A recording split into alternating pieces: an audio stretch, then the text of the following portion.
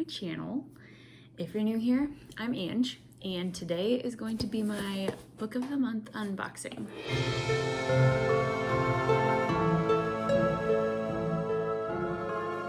So it's July, and I got my box, and we're in a new place, and I'm trying to get back on my scheduling. It's going great. For those of you who don't know what Book of the Month is, it's a book subscription box you get once a month. It's $15.99, which I think is a wonderful deal because they're all hardcovers. They're all uniform, so you can stack them up, line them up, and they all look fantastic. You're given, it kind of differs every month, 5 to 6 to maybe 7 options. This month it was 5. If you don't like any of the options, you are given 5 other choices, 5 fan favorites. And if you don't like those, then you can skip the month. Although you do still pay for it, it just adds an extra credit onto your account. So that way next month you can choose 2 books instead of 1. So that's how that works. I've been using it for 1.5 years at this point.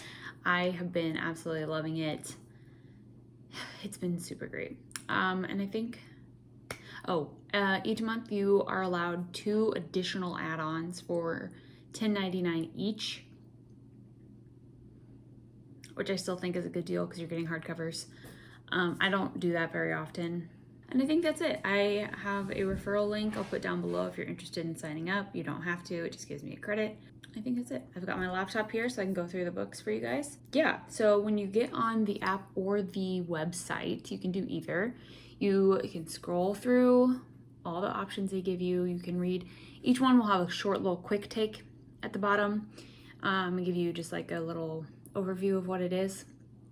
But when you find the book that you want, you can click on it and you can start scrolling down and it'll give you the quick take. It'll give you 4 things that are good to know.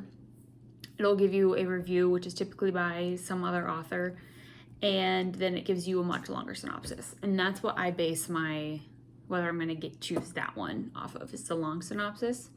And then if you really want to, you can preview the book. If you're particular about writing styles, that's a good option for you guys. So let's get into the book. Here's my box. I don't know why they drew a 1 on it with Sharpie. It just happened. So you open it up, they give you the book. They used to wrap it in like cellophane. I'm so glad they don't do that anymore. It's just so much easier. Whoa, okay. They updated their bookmarks. Y'all know I love their bookmarks, which is good because when we packed, I don't know where I put all my old bookmarks.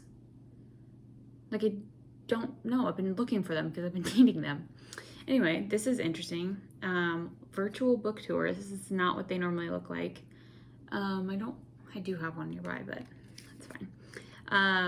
On the back, it still says, take a break from reading to listen to us talk about reading.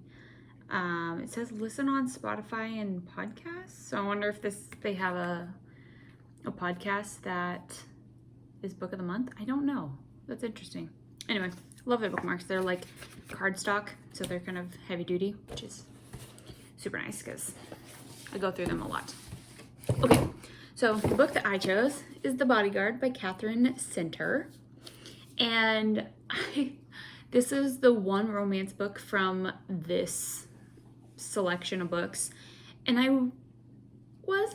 don't normally go towards romance books. Lately I have been on a romance kick. So I think that kind of helped me be like, oh, let's get a romance book. So I did get the romance. It sounds cute.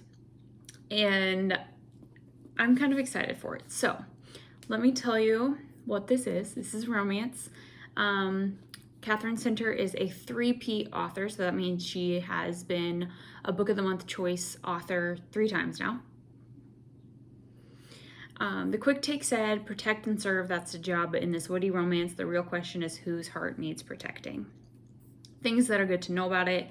It's feminist. It is a light read, which I really wanted. Forbidden love, which is one of my favorites. I absolutely love the forbidden love trope. And then fake dating, which, whatever, I could care less. Skipping the review. You guys can read that if you want. The synopsis. So, you ready for the synopsis? I always read it to you guys because this is what sells me on the book. And since I haven't read it, I really don't know anything about it, and I usually go into books not knowing anything about them, so it's fine. Okay. She's got his back. Hannah Brooks looks more like a kindergarten teacher than somebody who could kill you with a wine bottle opener, or a ballpoint pen, or a dinner napkin. But the truth is, she's an executive protection agent, aka bodyguard, and she just got hired to protect superstar actor Jack Stapleton from his middle-aged corgi breeding stalker. He's got her heart. Jack Stapleton's a household name, captured by paparazzi on beaches Captured by paparazzi on beaches the world over. Interesting.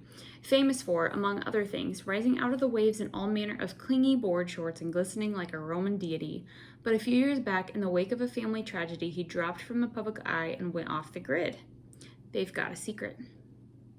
When Jack's mom gets sick, he comes home to the family's Texas ranch to help out.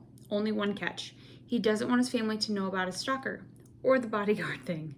And so Hannah, against her will and her better judgment, finds herself pretending to be Jack's girlfriend as a cover, even though her ex, like a jerk, says no one will believe it.